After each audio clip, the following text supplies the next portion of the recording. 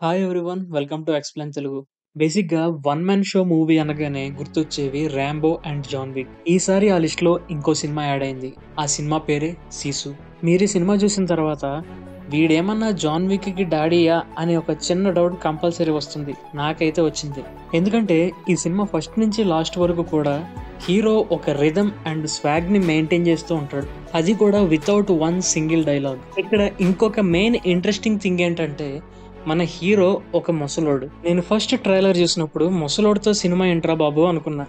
కానీ సినిమా చూసిన తర్వాత my opinion completely changed. Cinema చూసిన తర్వాత డింగుమని జ్ఞానబలు వెలిగిపోయి నీ ఒపీనియన్ని మార్చుకునే అంత ఈజీ ఈ సినిమాలో ఏముందని మీరు అడగచ్చు. దానికి నా సమాధానంగా బేసిక్‌గా ఈ మూవీని అర్థం చేసుకోవడానికి కావాల్సిన స్టోరీ లైన్, అలాగే ఈ సినిమాలో నాకు బాగా నచ్చిన విషయాలు, నచ్చని విషయాలు రివ్యూ రూపంలో ఇప్పుడు చెప్తాను. సినిమా అంతా కూడా ఫిన్లాండ్ దేశంలోని లాప్లాండ్ ప్రాంతంలో 1944 రెండో ప్రపంచ యుద్ధ టైంలో కొనసాగుతూ ఉంటుంది. యుద్ధం చివరి దశకు చేరుకున్న సమయంలో జర్మన్ సోల్జర్స్ అందరూ తిరిగి తమ దేశానికి వెళ్ళిపోతూ ఉంటారు. వెళ్ళేదారిలో ఎవ్వరు కనబడినా సరే వాళ్ళని చంపుకుంటూ పోతూ ఉంటారు.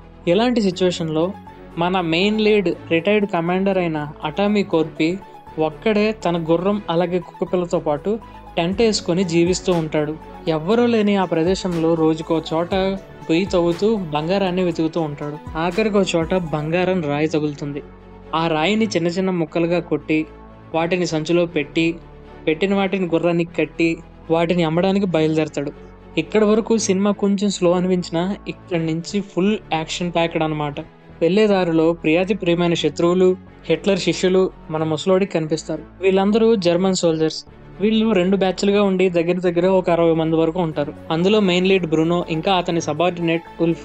వీళ్ళు దారిలో కనబడ్డ ఊర్లన్నిటినీ నాశనం చేస్తూ అక్కడ ఉండే అందమైన అమ్మాయిలను బంధించి వీళ్ళతో పాటు తీసుకొస్తూ ఉంటారు. బ్రూనోకి గుర్రం మీద వెళ్తున్న కోర్పి కనిపిస్తాడు. కానీ కాల్చకుండా వదిలేస్తాడు. వెనకాల వస్తున్న వారు చూసుకుంటారులే అని ఉల్ఫ్ కూడా చెప్తాడు. కోర్పి బ్రూనోని దాటుకొని కొంచెం దూరం వెళ్ళిన తర్వాత వెనకాల ఉన్న ఇంకో టీం కోర్పిని ఆపుతుంది. వాళ్ళు గుర్రం దగ్గర ఉన్న గోల్డ్ని చూసి కోర్పిని చంపేసి ఆ గోల్డ్ని తీసుకుందాం అనుకుంటారు. ఇక్కడి నుంచి అసలు ర్యాంపేజ్ మొదలవుతుంది. ముసలోడే కదా ఏం పీకుతాడులే అనుకున్న వాళ్ళు సిచ్యువేషన్ అర్థం చేసుకునే లోపు వాళ్ళని చంపేస్తాడు. దూరంగా గన్ షాట్స్ విన్న బ్రూనో వెంటనే వెనక్కి వచ్చి చూస్తాడు. అక్కడ చనిపోయిన సోల్జర్ దగ్గర బంగారం ఉండడం గమనించి కోర్పి దగ్గర బంగారం ఉంది, దాన్ని తీసుకుని సెటిల్ అవుదామని కోర్పి వెనకాల పడతాడు. బ్రూనో దగ్గర ట్యాంకర్ ఉంటుంది కాబట్టి ట్యాంక్తో కోర్పిని షూట్ చేస్తూ ఉంటాడు. కోర్పి గుర్రంతో మైన్ ఫీల్డ్లోకి ఎంటర్ అవుతాడు. అనుకోకుండా గుర్రం మైన్ మీద కాలు పెట్టడంతో అది పేలి గుర్రం చనిపోతుంది. గుర్రం దగ్గర ఉన్న గోల్డ్ అంతా కూడా చల్లా చెదురుగా పడుతుంది. బ్రూనో వచ్చేసరికి కోర్పి ఆ గోల్డ్ని తీసుకుంటూ ఉంటాడు. అప్పటికి బ్రూనో ముసలోని షూట్ చేయకుండా చివరి పీస్ ఏరుకునే వరకు ఆగుతాడు.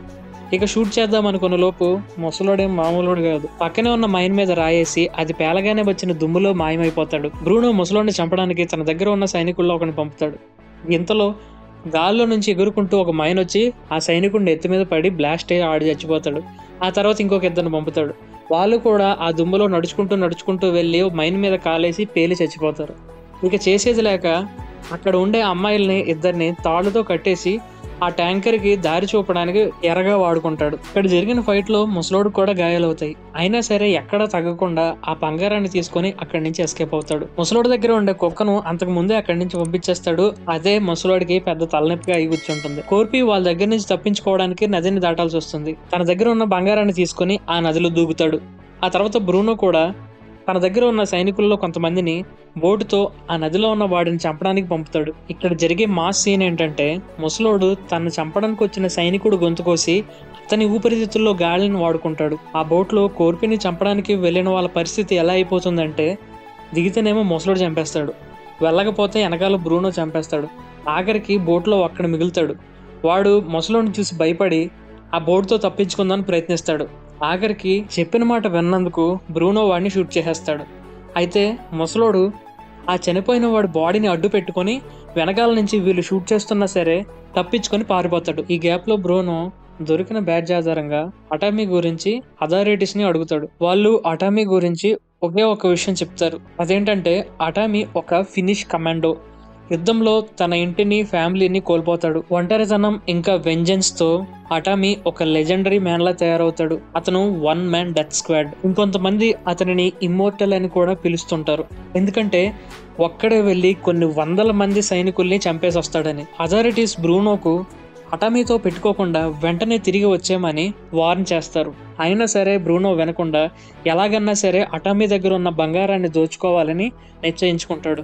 కట్ చేస్తే అటామీ రెస్ట్ తీసుకుంటున్న టైంలో పెంపుడు కుక్క వల్ల బ్రూనోకి దొరికిపోతాడు. బ్రూనోకి అటామీ దొరికిన తర్వాత షూట్ చేసి చంపకుండా అందరిలాగానే ఉరితీసి చంపుదామని అక్కడ ఉండే కరెంటు పోల్కి ఉరితాడు బిగించి ఊరివేస్తారు. ముసలోడు కూడా మామూలోడు కాదు, ఎందుకంటే వాళ్ళు ఉన్నంతసేపు చనిపోయినట్టు నటించి వాళ్ళు వెళ్ళిన తర్వాత ఆ స్తంభం దగ్గర ఉన్న మేకుని కాలుతో గుచ్చుకొని చాలాసేపు ప్రాణం పోకుండా ఆపుకుంటాడు. ఆ తర్వాత కొద్దిసేపటికి గాల్లో వెళ్తున్న జర్మన్ ఏరోప్లేన్ ఫ్యూయల్ కోసం నేలకు దగ్గరగా వెళ్తుంది. దీంతో అటామీకి తగిలించిన తాడు కొంచెంగా పక్కకు జారుతుంది. ఆ పైలట్స్ కిందకి దిగి ఫ్యూయల్ కోసం సెర్చ్ చేస్తున్నప్పుడు అటామీ ఆ స్తంభం నుంచి కింద పడతాడు. ఆ ఇద్దరు పైలట్స్ లో ఒకడు కోర్పీ చచ్చాడో లేదో చూడడానికి వస్తాడు. వాడిని ఎలాగా చంపేస్తాడు అనుకోండి. ఆ తర్వాత ఇంకొకరిని కొడితే స్పృహ కోల్పోతాడు. ఇక కోర్పీ అలా కూర్చొని బాధపడుతుంటాడు, ఎందుకంటే కష్టపడి తవ్వి తీసిన బంగారాన్ని బ్రూనో ఎత్తుకుపోయాడు కాబట్టి. అలా బాధపడుతుండగా స్పృహ కోల్పోయిన పైలట్ నెమ్మదిగా స్పృహలోకి వస్తాడు. దీంతో కోర్పీ ఆశలు మళ్ళీ మొలకెత్తుతాయి. వెంటనే బ్రూనోని పట్టుకుందామని ఆ పైలట్ని తీసుకొని ఏరోప్లేన్లో బయలుదేరతాడు. అది మనకు చూపించారనుకోండి. కట్ చేస్తే ఇక్కడ బ్రూనో వెళ్తుండగా సడన్ గా ఒక ఏరోప్లేన్ క్రాష్ అవుతుంది. వెళ్ళి చూస్తే ఆ ప్లేన్లో పైలట్తో పాటు కోర్పీని ఉరివేసిన తాడు ఒకటి ఉంటుంది. అది చూడగానే వీళ్ళకి షాక్, ఎందుకంటే ఈ ముసలోడు మళ్ళీ అక్కడ వచ్చి చచ్చాడు బాబు అని. కమాండర్కి కూడా ముసలోడు అంటే లోపల వణికిస్తూ ఉంటుంది, కాకపోతే బయటికి కనబడినవాడు అంతే. ఆ తర్వాత వచ్చే చేజ్ అండ్ ఫైట్ సీన్ చెప్పడానికి కుదరదు, మీరు ఖచ్చితంగా చూడాల్సిందే. అండ్ ఈ సినిమా నేను థియేటర్లో చూశాను. సినిమా చూస్తున్నంతసేపు నా బ్యాక్ ఆఫ్ ది మైండ్ లో ఒకే ఒక క్వశ్చన్ రన్ అవుతూ ఉండేది, ఒరే బాబు ఒక్కసారన్నా మాట్లాడరా అని. ఆ కోరిక సినిమా అయ్యేలోపు నెరవేరుతుందిలేండి. ఇక ఈ మూవీ ప్రోస్ అండ్ కాన్స్కి వస్తే ఫస్ట్ పాజిటివ్స్ చెప్పుకుందాం. మూవీ అంతటికి locations highlight and Sony production కాబట్టి ఆ మాత్రం ఉంటుంది. చాలా రియలిస్టిక్గా అనిపిస్తుంది, ఎక్కడ కూడా బోర్ కొట్టదు. ఫస్ట్ 10 నిమిషాలు ఏం జరుగుతుందిరా బాబు అనుకుంటాం, కానీ ఆ తర్వాత ఆటోమేటిక్గా సినిమాలోకి ఇన్వాల్వ్ అయిపోతాం. ఆ తర్వాత ఈ సినిమాకి బిగ్గెస్ట్ పాజిటివ్ యాక్షన్. 65 ఏళ్ల ముసలోడు, నిజానికి కూడా అతనికి 65 ఏళ్ళే. ఈ రకంగా చూపించడం, ఈ రకంగా యాక్షన్ చేయడం మామూలుగా కాదు అసలు. ఆ స్వాగ్కే పెద్ద ఫ్యాన్ అయిపోయాను. ఆ తర్వాత బ్యాక్గ్రౌండ్ మ్యూజిక్.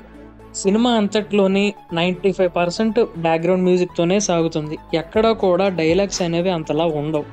మ్యాక్సిమం ఈ సినిమాకి డైలాగ్స్ వచ్చి ఆ డైరెక్టర్ 2 పేజీలో 3 పేజీలో రాసుకొని ఉంటాడు. అది కూడా హీరోకి ఎలివేషన్ ఇచ్చే dialogues and question and answers. ఇక హీరో డైలాగ్స్ విషయానికి వస్తే పెద్దగా ఏమీ ఉండవంటే అసలు ఉండవంటే బాగోదు కాబట్టి పెద్దగా ఏమీ ఉండవంటున్నాను.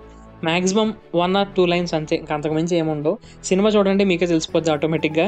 రెండో కాన్ వచ్చేసరికి యాక్షన్ సీక్వెన్స్లో ముసలోడికి ఒక చోట దెబ్బలు తగలకపోవడం. ఎందుకంటే ఆ నది నుంచి పారిపోయేటప్పుడు ఒక డెడ్ బాడీని వెనకాల వేసుకొని పారిపోతాడు. మిషన్ గన్తో షూట్ చేస్తున్నా సరే ఆ బుల్లెట్స్ డెడ్ బాడీకి తగిలితే తప్పితే ముసలోడికి తగలవు. ఇక్కడ కొంచెం అన్రియలిస్టిక్గా అనిపించింది. ఇక ఇది తప్పితే ఈ సినిమాలో పెద్దగా చెప్పుకుంటాక తప్పులేమీ నాకు కనబడలేదు. సో నాకు తెలిసి యాక్షన్ లవర్స్కి ఈ మూవీ ఖచ్చితంగా నచ్చుతుంది, 100% గ్యారంటీ. ఎవరైనా చూడని వాళ్ళు ఉంటే తప్పకుండా చూడండి. చివరిగా సీసు అంటే ఏంటి? సీసు అనేదానికి ఫిన్నిష్ లాంగ్వేజ్లో బలమైన అర్థం ఉంది. అదేంటంటే విపరీతమైన ప్రతికూల పరిస్థితుల్లో దృఢ సంకల్పంతో వాటిని ఎదుర్కొని విజయం సాధించడం అని అర్థమంట. సో ఇది ఫ్రెండ్స్ నా మూవీ రివ్యూ. మీకు సీసు మూవీ రివ్యూ నచ్చితే కనుక తప్పకుండా చూడండి, అలాగే మన ఛానల్ని సబ్స్క్రైబ్ చేసుకోండి. Thank you guys, thank you for watching. Stay tune on explain Telugu.